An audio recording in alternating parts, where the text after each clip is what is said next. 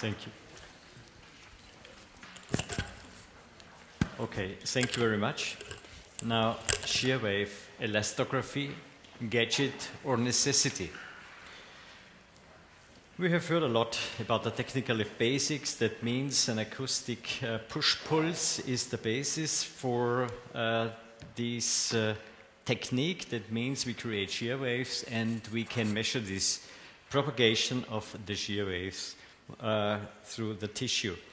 And this techniques means the push pulses are focused in different levels, at different levels and depths, and the shear waves in these different depths will be measured. So the consequence is that we can get an information on the one hand by color, on the other hand by kilopascal, what is the shear wave propagation.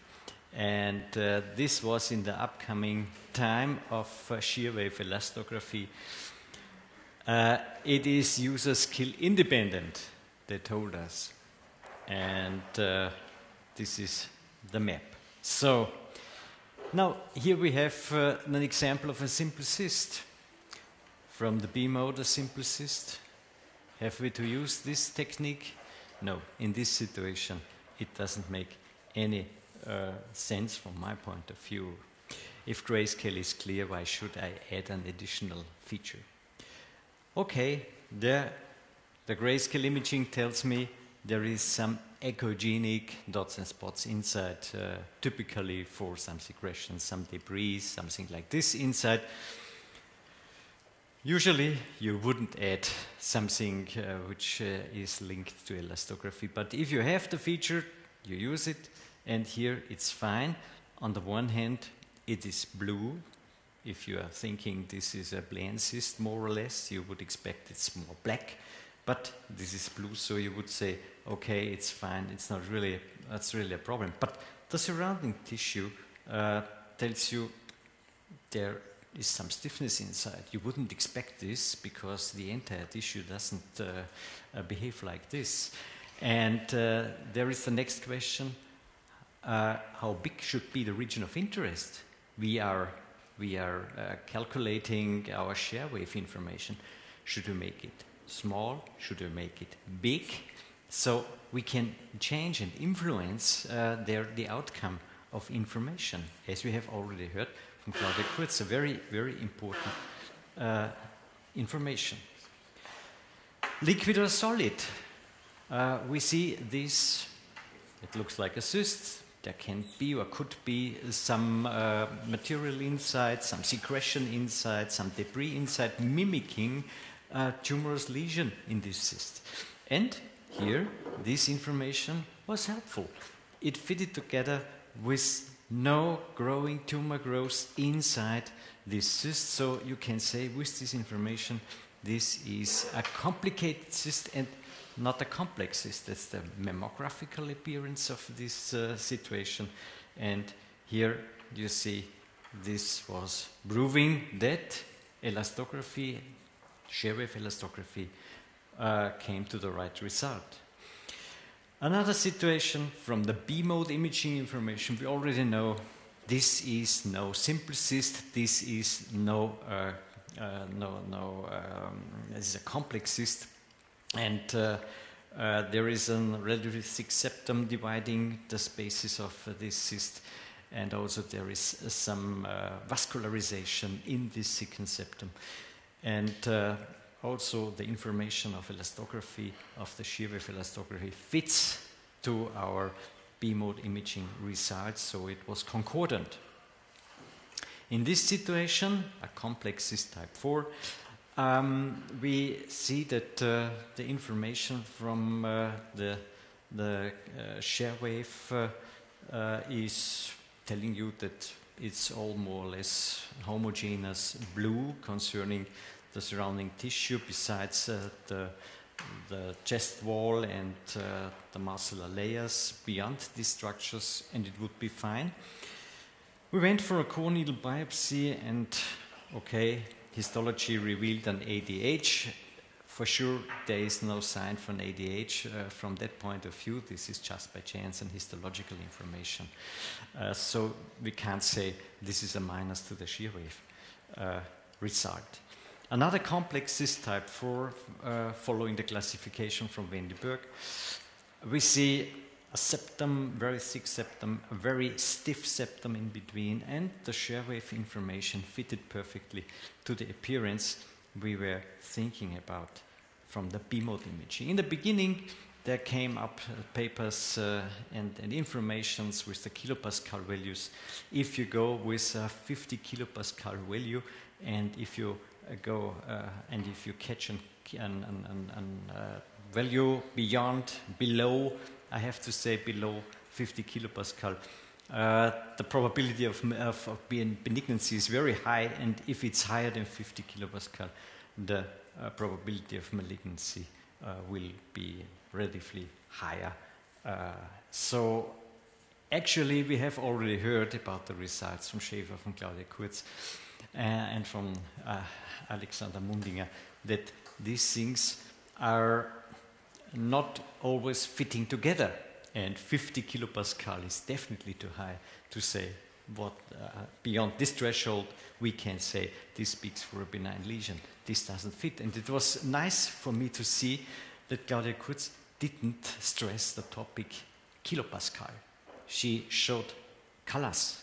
I said it's homogeneous or it's heterogeneous or whatever, but not too much to speak about the kilopascal values.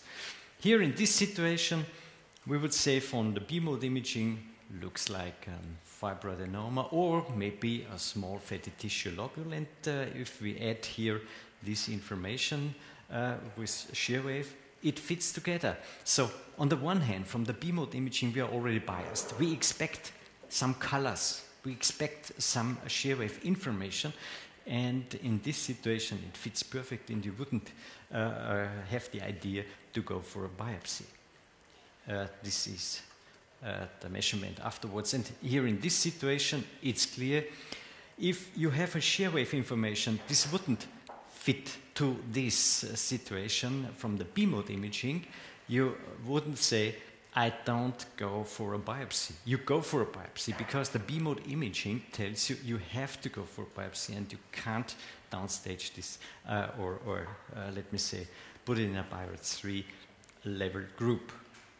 Here you can also change the color settings. In this situation it's not 180 kilopascal the color setting. Red means here 90 kilopascal. So you can also influence your color bar and the depiction how the kilopascals will be presented in your color map. You have always to keep an eye also on this point. And here it was completely correct in this stiff invasive ductal cancer.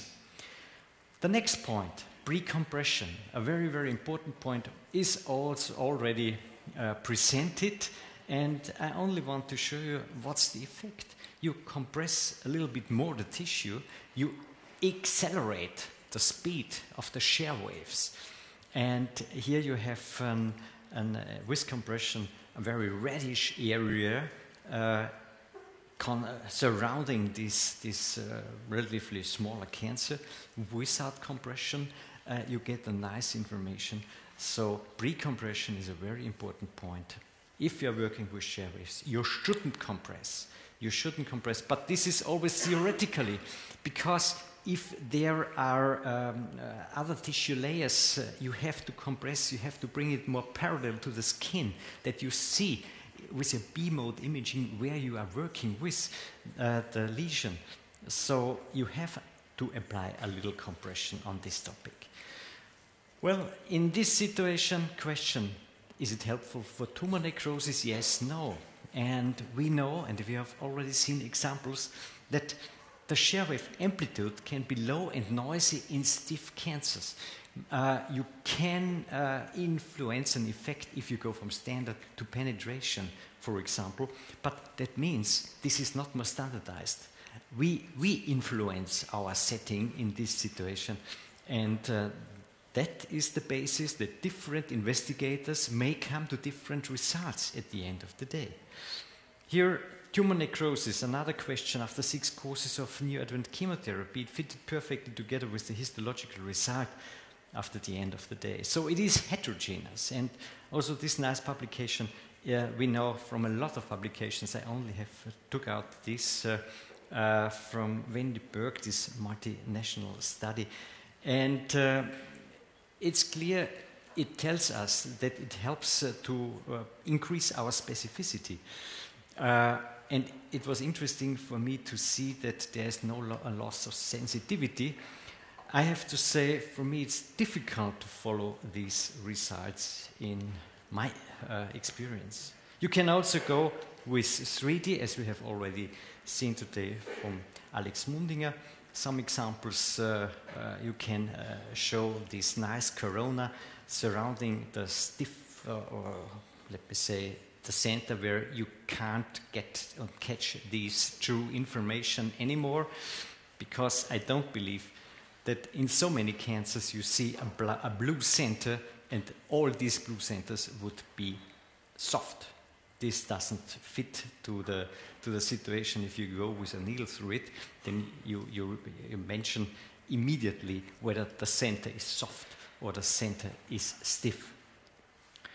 Here you can also use shear wave elastography in combination with biopsies.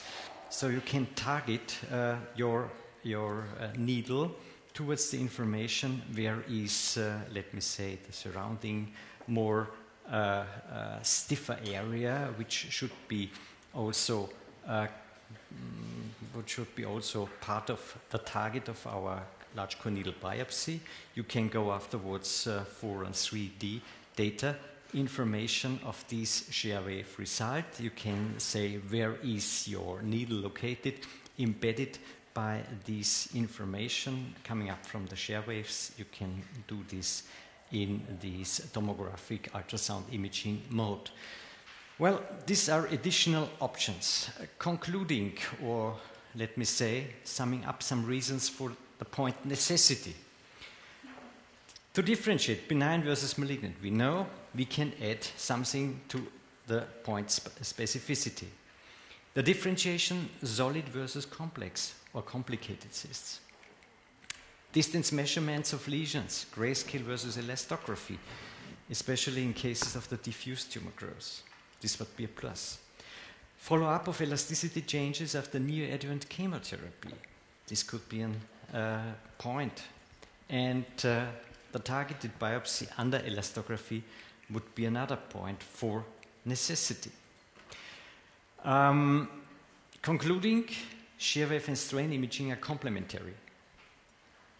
Specificity increased by using shear waves, helpful to differentiate between BI-RADS 3 and BI-RADS 4a, as we have already seen, nicely highlighted by Dr. Schäfer. Fast procedure and suitable for our daily practice. And from my point of view, the shear wave elastography is definitely no gadget. But is it really a necessity? This should be open for discussion. Thank you.